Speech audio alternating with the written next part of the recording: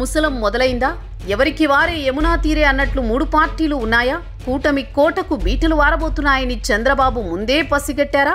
అందుకే టీడీపీ పొత్తులు పెట్టుకున్న నియోజకవర్గాలకు సైతం ఇన్ఛార్జీలను నియమించే ఆలోచన చేస్తున్నారా అంటే అవుననే సమాధానమే వస్తోంది. ఎందుకో ఎక్కడో తేడా స్వరం వినిపిస్తోంది. పొత్తుల విషయంలో మూడు పార్టీల్లోని నేతల్లో అభద్రతా భావం కనిపిస్తోంది. ఇదే ఇప్పుడు అందరిలో కొత్త అనుమానాలకు తావిస్తోంది.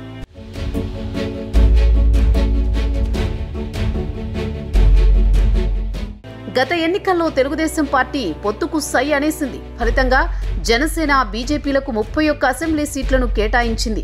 జనసేన 100% స్ట్రైక్ రేట్తో 21కి 21 సీట్లు గెలుచుకోగా బీజేపీ మాత్రం 10 సీట్లకు గాను 8 సీట్లు గెలుచుకుంది. టీడీపీ 135 నియోజకవర్గాల్లో గెలుపు జెండా ఎగరేసింది. కూటమి దెబ్బకు వైసీపీ 151 నుంచి కేవలం 11 సీట్లకు పడిపోయింది. కూటమి ప్రభుత్వం అధికారం చేపట్టి ఏడాది కాలం పూర్తయింది. అయితే ఇప్పుడు టీడీపీలో అభద్రతాభావం కొట్టొచ్చినట్టు కనిపిస్తోందని రాజకీయ విశ్లేషకులు చెబుతున్నారు. నిజానికి టీడీపీ, జనసేన, బీజేపీలకు వదిలేసిన నియోజకవర్గాలపై పర్యవేక్షణ ఉంటే సరిపోతుంది. కానీ పార్టీ అందుకు భిన్నంగా వాటిని గాలి కొదిలేయకుండా హైకమాండ్ ముందు జాగ్రత్తలు తీసుకుంటోందట. అందుకే ఇప్పుడు ఆయా నియోజకవర్గాలకు ఇన్ఛార్జీలను నియమించే కసరత్తు ప్రారంభించింది. ఇక్కడే మిగిలిన పార్టీల క్యాడర్ అయోమయంలో పడింది.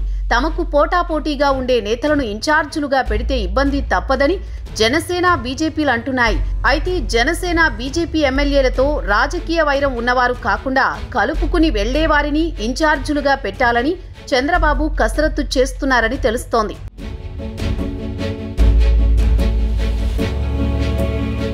పిఠాపురంలో వర్మను పక్కన పెట్టిన టీడీపీ, జనసేనానికి ఆ సీటు పొత్తులో భాగంగా ఇచ్చిన సంగతి తెలిసిందే.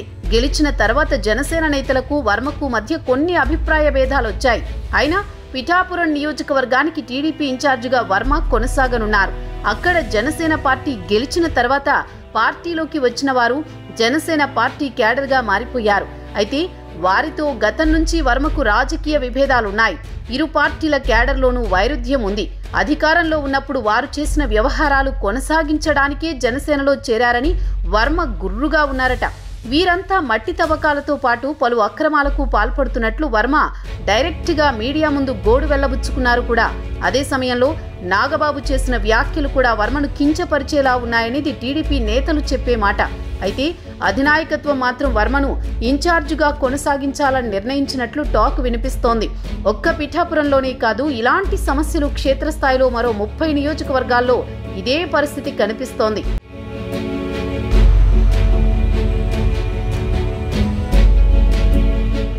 చంద్రబాబు 31 నియోజకవర్గాల్లో తమ పార్టీ ఇన్ఛార్జీలను నియమించాలని యోచించడం ఒక ఎత్తైతే, వీటిలో దాదాపు సగం నియోజకవర్గాల్లో టీడీపీ నుంచి వెళ్లి జనసేన, బీజేపీల్లో చేరి ఎమ్మెల్యేలు అయిన నేతల నియోజకవర్గాలు ఉన్నాయి.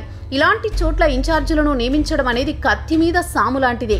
ఇక్కడ కనుక వారి వ్యతిరేకులకు ఇన్ఛార్జి పదవి ఇస్తే ఇరు నాయకులకు పొసగక పార్టీ పరిస్థితి రెండింటికీ చెడ్డ రేవడిగా మారడం ఖాయమనేది రాజకీయ పండితుల వాదన.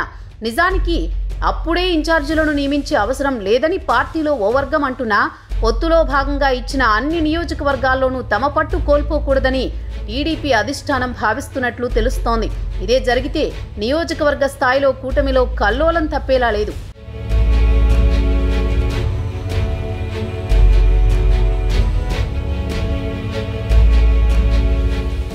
నిజానికి కూటమి నేతల స్నేహం పటిష్టంగా ఉన్నన్నాళ్లు జగన్ అండ్ కోకు అధికారం కలగానే మిగిలిపోతుందని ఉండవల్లి అరుణ్ కుమార్ లాంటి వాళ్లు చెబుతూ వస్తున్నారు. జగన్ మళ్లీ అధికారంలోకి రావాలంటే కూటమి మైత్రి పెటాకులు కావాల్సిందే అనేది ఆయన వాదన. దాంతో వైసీపీ కూడా క్షేత్రస్థాయిలో మూడు పార్టీల మధ్య చిచ్చు పెట్టేందుకు ప్రయత్నాలు మొదలు పెట్టేసింది. రాష్ట్ర స్థాయి నాయకులేమో పవన్ ఎప్పటికీ చంద్రబాబు కోసమే పనిచేస్తారని, ఊడిగం చేస్తున్నారని రెచ్చగొట్టే ప్రయత్నాలు చేస్తున్నారు. ఈ మధ్య ఈ రకమైన కామెంట్స్ తమ పార్టీలోని కాపు సామాజిక వర్గ నేతలతో అనిపించడం చూస్తుంటే అప్పుడే గిల్లుడు మొదలైందనిపిస్తోంది. 2029 నాటికి కూటమి కోటలు బీటలు వారితే దాన్ని తమకు అనుకూలంగా మార్చుకుని మళ్లీ అధికారంలోకి రావాలని వైసీపీ ఆశగా ఎదురు చూస్తోంది. మరోవైపు పవన్ కూడా అవకాశం దొరికినప్పుడల్లా మేము తక్కువలో తక్కువ కనీసం 15 ఏళ్ల పాటు పొత్తులోనే కొనసాగుతామంటూ స్టేట్మెంట్లు ఇస్తూ ఉన్నారు. అయితే పొత్తు ధర్మంలో భాగంగా 3 పార్టీలు ప్రతి అడుగు ఆచితూచి వేయాలి. మరి జనసేనను బీజేపీని సంప్రదించకుండానే చంద్రబాబు ఆ 31 నియోజకవర్గాల ఇన్ఛార్జీలను నియమిస్తారా అనేది $1 మిలియన్ ప్రశ్నగా మారింది.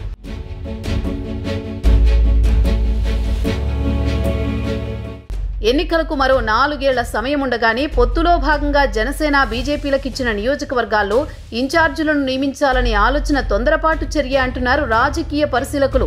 ఇలా తొందరపడి ముందే చేస్తే క్షేత్రస్థాయిలో 3 పార్టీల క్యాడర్ మధ్య చిచ్చు రేపినట్లే అనేది వారి అంచనా.